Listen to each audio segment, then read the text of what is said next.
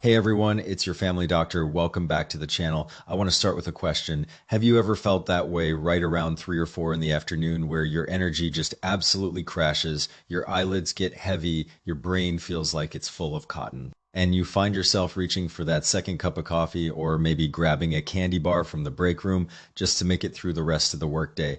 A lot of people tell me, oh, that's just tiredness. I didn't sleep great last night. And sure, sometimes that's true, but here's what I want you to hear me say. If this is happening to you regularly, day after day, please don't just push through it. Because that consistent afternoon wall, that crash, isn't always simple fatigue. In my experience and in the wisdom of traditional medical systems that have been around for thousands of years, this is often your body telling you something deeper. It's like your internal energy reserves are running low and your organs are waving a little flag saying, hey, we need attention over here now. I know the word energy can sound a little vague or even mystical. We're used to things we can measure, blood pressure, cholesterol, oxygen saturation. But let me make this really practical. Think of your body like a car. You can have the most beautiful, shiny car in the parking lot. But if the gas tank is empty, that car isn't going anywhere. Your heart needs fuel to pump, your brain needs fuel to think, your muscles need fuel to move. In many traditional systems of medicine, that fuel, that energy that powers every single cell and organ is what they call chi. It's not magic. It's your body's operating power. And just like a car, if you're running on fumes, everything suffers. So what does it actually look like when your fuel tank is getting low? I want to walk you through some of the most common signs. And as I go through these, I want you to check in with yourself, maybe even think about your spouse, your parents, or that coworker who's always tired. See if any of these resonate. Number one, the lazy feeling, but it's not really laziness. This is what we sometimes call reluctance to speak in traditional terms. People who are running low on fuel often find that even talking takes too much energy. Their voice gets quieter. They give short answers. They avoid long conversations not because they're antisocial, but because it genuinely wears them out. Same thing with movement. If you're low on energy, your body instinctively wants to conserve. You'll find yourself preferring to sit rather than stand and lie down rather than sit. It's not a character flaw, it's your body's survival mechanism. When energy is scarce, your brain automatically shuts down non-essential activities to protect your vital organs. It's exactly like how your phone dims the screen and turns off background apps when the battery drops below 10%.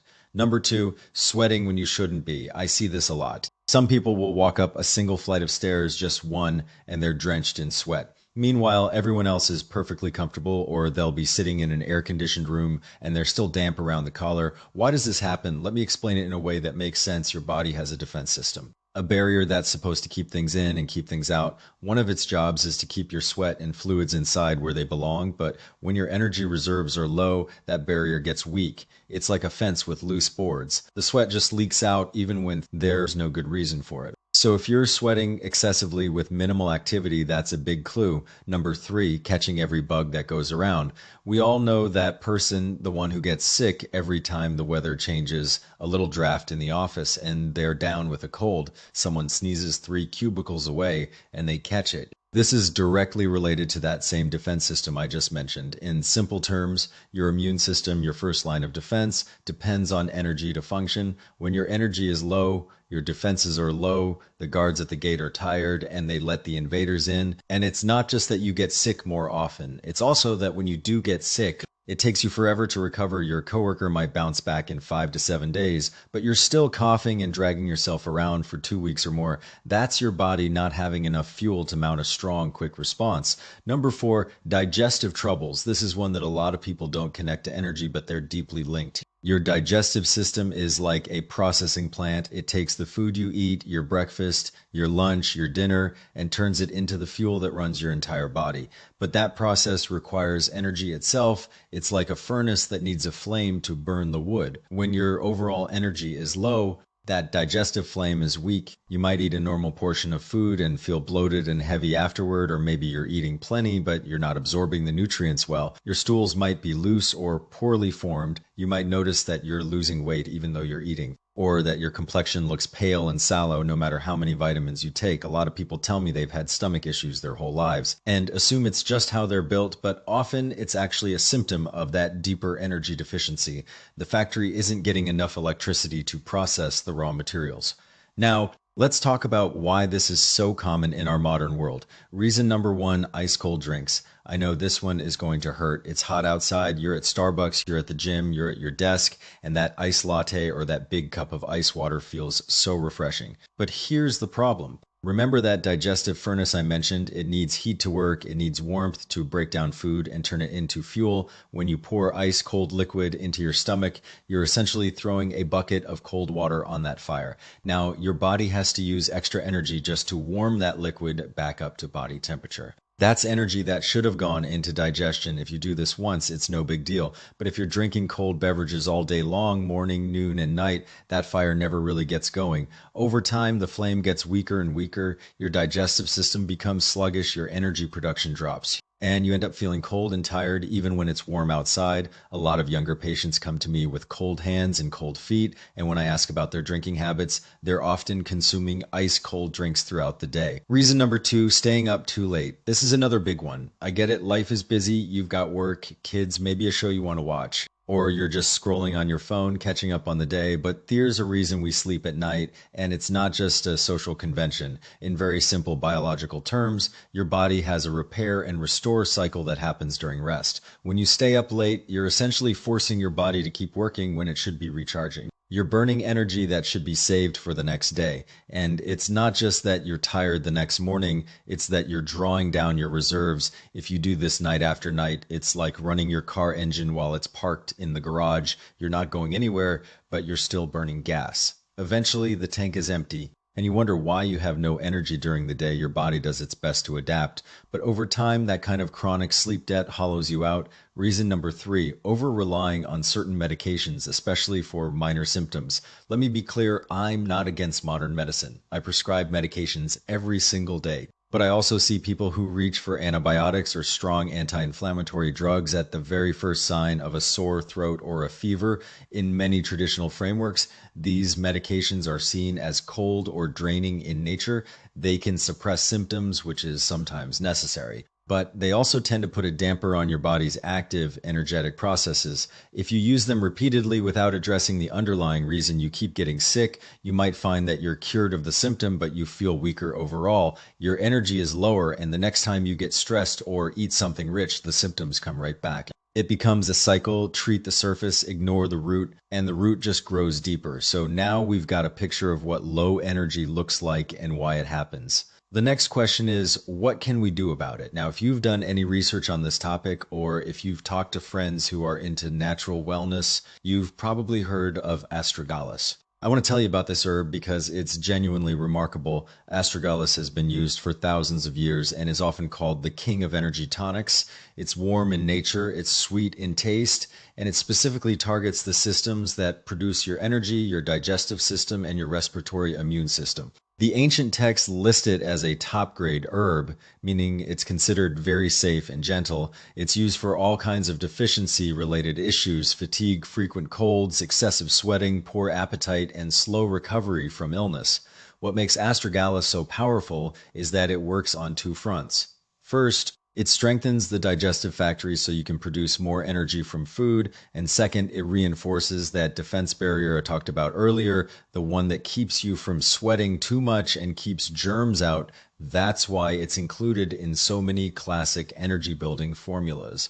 So a lot of people hear about Astragalus and think, great, I'll just put some in my hot water and drink it like tea every day. And they do that for a few weeks, and then they come to me and say, Doc, I'm still tired, but now my throat is dry, my mouth feels parched, I'm getting nosebleeds and I can't sleep. What's going on? That's a very common story, and it illustrates a really important point. Astragalus is warming. It's like adding fuel to a fire. If you have a fire that's already too big and you add more fuel, you get a blaze. Or if you have a fire with nothing to burn, no wood, no oxygen, adding fuel doesn't help either. Here's the key concept in traditional medicine: energy. Qi and blood are completely interdependent. You can't have one without the other. Qi is the driver, blood is the car.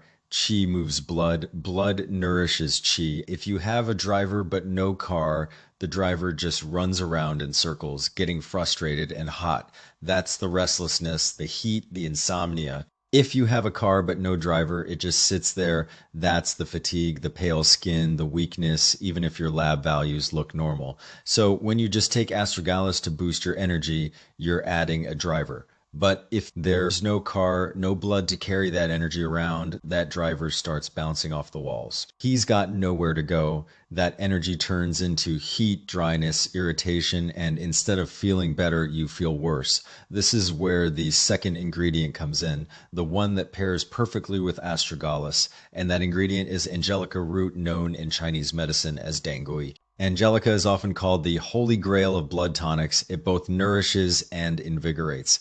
If you have any issue related to blood, whether it's deficiency or poor circulation, Angelica is one of the first herbs that comes to mind. It's been used for centuries, especially for women's health, but it's actually beneficial for anyone who needs to build up the substance side of their energy equation. Now, here's where things get really interesting, and this is the genius part. There is an ancient formula over 800 years old that combines Astragalus and Angelica. It's called the Angelica Blood Nourishing Decoction. And you might think, based on the name, that it's mostly Angelica, but the original formula created by a famous physician named Li Dongyuan uses 5 parts Astragalus to 1 part Angelica.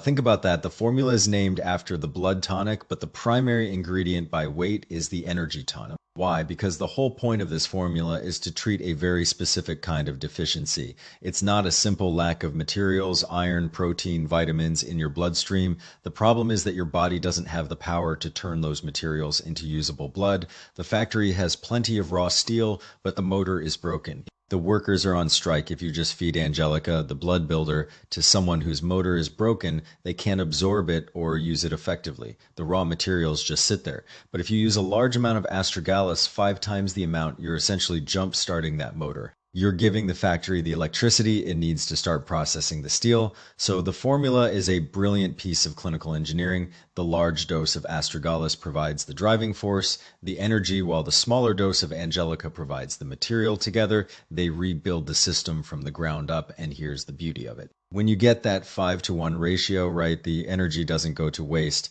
It doesn't turn into heat or restlessness because it's immediately grabbed by the blood and carried through your body, and the blood that's created has the energy to move it, so it reaches your brain, your skin, your muscles, your fingertips. This is the magic of synergy, not 1 + 1 = 2. It's more like 1 + 1 = 5. There's actually some modern research starting to catch up with this ancient wisdom. Studies have shown that Astragalus contains compounds that stimulate bone marrow where blood cells are made, and Angelica contains compounds that provide the building blocks for blood production, but when they're used separately, the effect is moderate. When they're combined at the 5-to-1 ratio, the effect on blood-forming stem cells is exponentially greater. The combination is significantly more powerful than either one alone.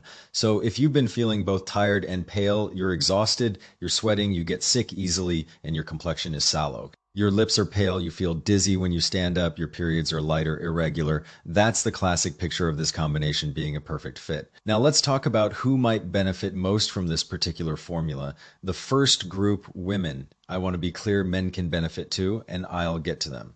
But women have a unique physiology. Menstruation, pregnancy, childbirth, nursing, these are all processes that require blood and energy. It's not a value judgment, it's just biology. Every month you lose blood over time. If you're not replenishing, you can become depleted. I see women in my practice who have very light periods, pale in color, or periods that drag on for days, or they feel completely wiped out after their period, exhausted, pale, dizzy, unable to function for several days. That's a clear sign that their resources are low, and postpartum after giving birth is a time of enormous energy and blood expenditure. Your body has literally created a new human, and it's been running at full tilt for 9 months. The formula I'm describing is one of the classic go-tos for helping new mothers rebuild their strength. It's gentle, effective, and it helps them recover more quickly so they can handle the demands of a newborn. The second group, people who are overworked and overstressed. This is the modern American story. You're working long hours, you're thinking about work even when you're not at work,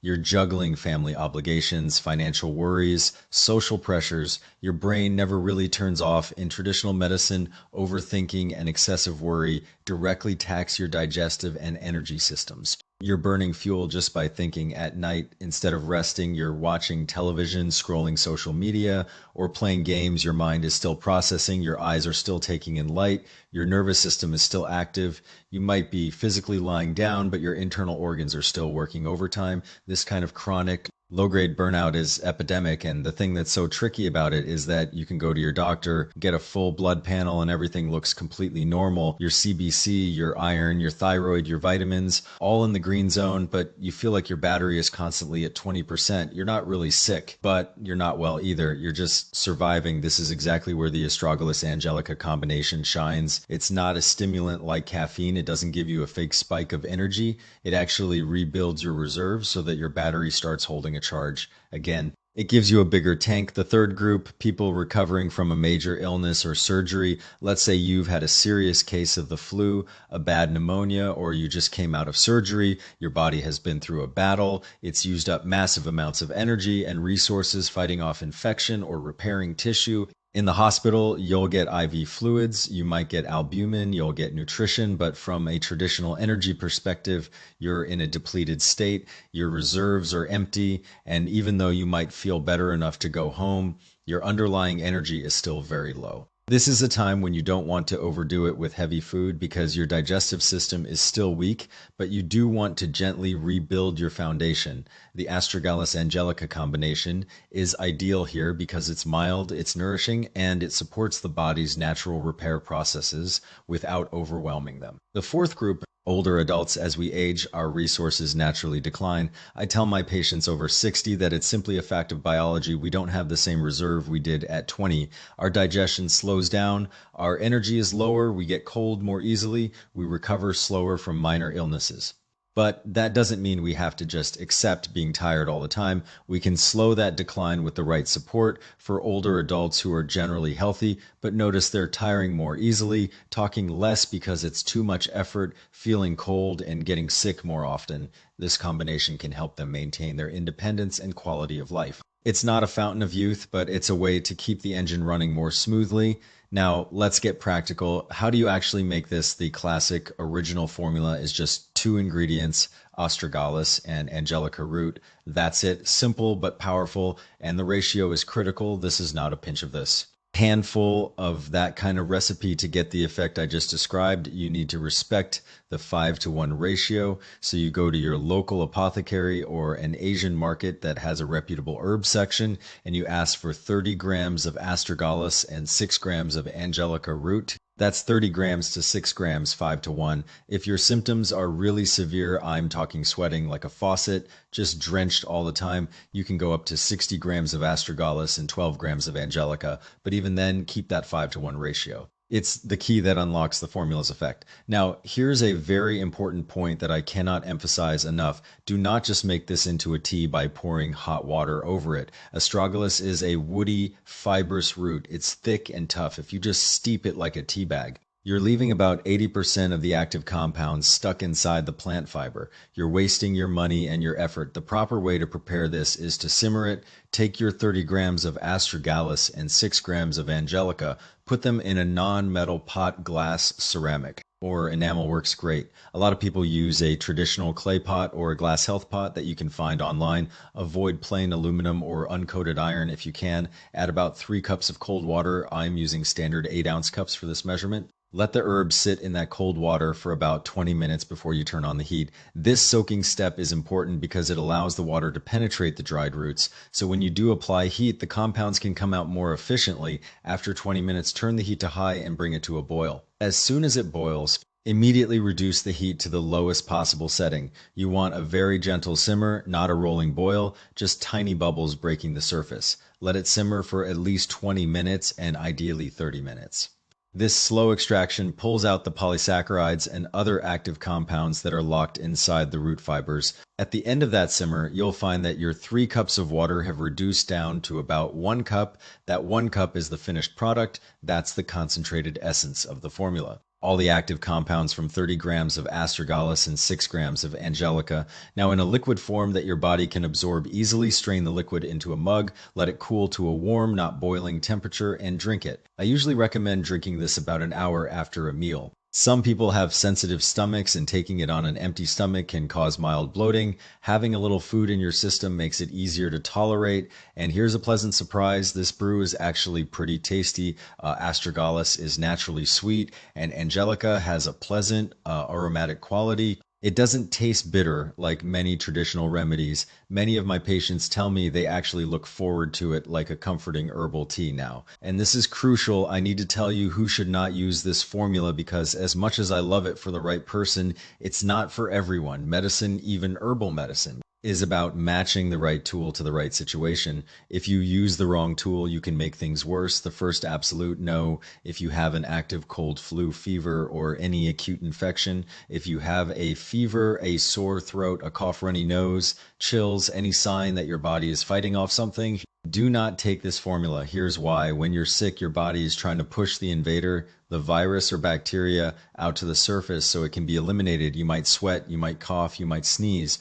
Those are your body's ways of expelling the invader. If you take a strengthening, warming formula like this while you're actively sick, you're essentially locking the door behind the invader. You're sealing it inside. The formula closes your pores and strengthens your internal barriers, which is great when you're healthy, but when you're sick, you actually want the gates open so the enemy can be driven out. So taking it during a cold can keep the illness inside longer, make symptoms worse, or even push the infection deeper into your system, potentially leading to bronchitis, ear infections, or other complications. Wait until you're completely recovered, no fever, no significant symptoms, and then use the formula to rebuild your strength. The second, no: people with what we call in traditional medicine excess heat or yin deficiency with heat.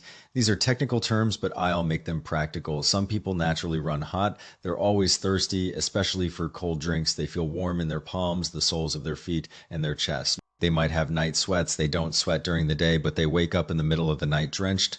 Their tongue might be red with very little coating on it, or with a thin yellow coating. They often have a hard time sleeping because they feel restless and buzzy. This is a different pattern than the one we've been talking about. This isn't a lack of fuel. It's a lack of the cooling, moistening fluids in the body. The fire is actually too big and the water is too low. If you add a warming formula like Astragalus to that system, you're throwing gas on that fire. You'll feel more irritated, more restless. Your insomnia will get worse. You might get mouth sores or a dry, scratchy throat. For this pattern, the solution is to cool down and moisten using herbs like Rehmannia, Ophiopagon, or Scrophularia, not Astragalus and Angelica, at least not yet. The third, no: people with significant dampness. This is another pattern that's really common, especially in our modern diet. Lots of processed foods, fried foods, dairy, and alcohol. How do you recognize dampness? Look at your tongue. If you stick your tongue out and it looks puffy, maybe with teeth marks along the sides, and there's a thick, greasy, white or yellowish coating covering the whole surface, that's dampness.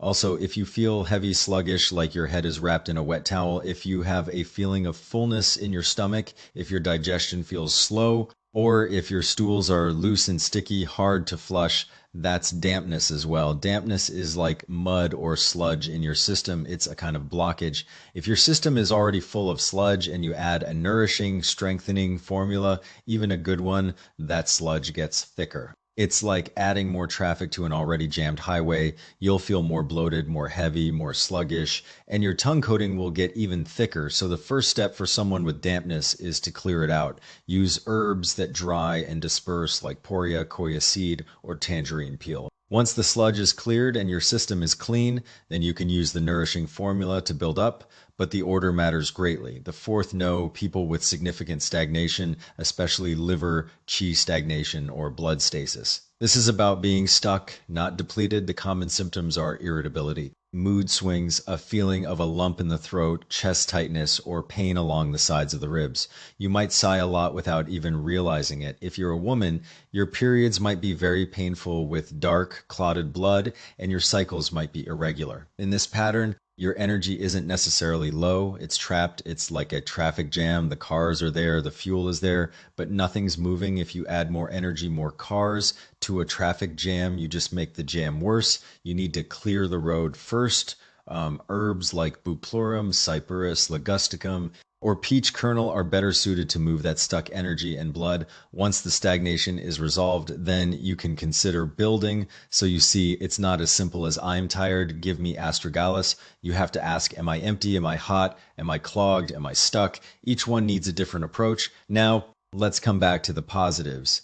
If you're not in any of those exclusion groups, if you're genuinely just depleted with pale skin, fatigue, sweating, easily catching every cold, and you start using this formula correctly, what can you expect? I want to give you a clear picture of the changes my patients often report. First, your mind clears up. In traditional medicine, the mind, or Shen, is housed in the blood. When blood is sufficient, the mind is calm and settled. When blood is deficient, the mind floats. You get insomnia, vivid dreaming, forgetfulness, anxiety, irritability, and inability to concentrate. When you rebuild your blood and energy with this formula, that mental floating stops. My patients tell me they fall asleep faster, they stay asleep longer, they wake up feeling rested instead of groggy. Their memory improves, they can focus on a task without their mind wandering. They feel like themselves again, not the zombie version that's been dragging through the day. Second, your skin and hair get healthier. This is one of the most visible changes, and it happens because your energy is now strong enough to push nutrients to the surface. Your skin gets a natural glow,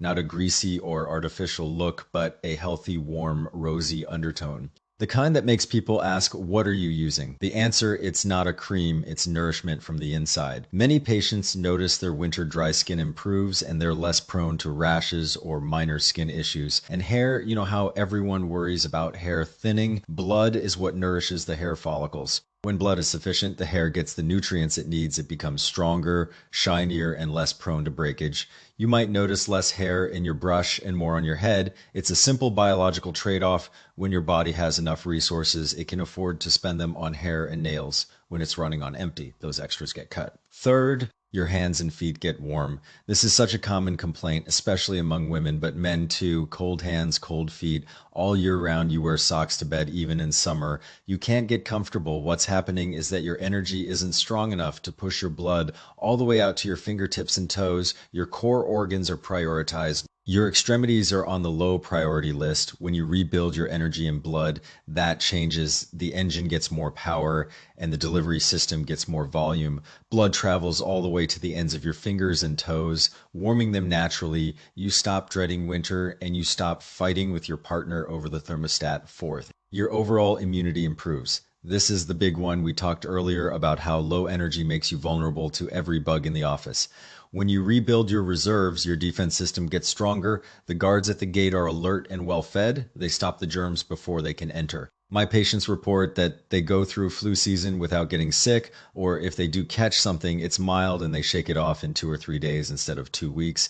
That's the power of having enough resources to mount an effective response. And it's not just about colds, it's about resilience in general. You bounce back from stress faster, you handle physical exertion better. You feel like you have a buffer, a cushion of energy that keeps you from crashing at the slightest challenge. This is what the ancient texts mean when they talk about if your internal energy is sufficient, external evils cannot disturb you. It's not about avoiding the world. It's about being strong enough to engage with it without falling apart. Now, I want to leave you with one final thought. This formula, Astragalus and Angelica at a 5-to-1 ratio, is a classic, a starting point. It's beautiful in its simplicity, and it works wonderfully for many people, but no two bodies are exactly alike. If you try it and you feel a little too warm, you can add a small amount, maybe 2 pieces of Ophiopogon root to balance the dryness. If you have a tendency toward bloating or sluggish digestion, you can add a slice of fresh ginger or a piece of dried tangerine peel to help your stomach process it more smoothly.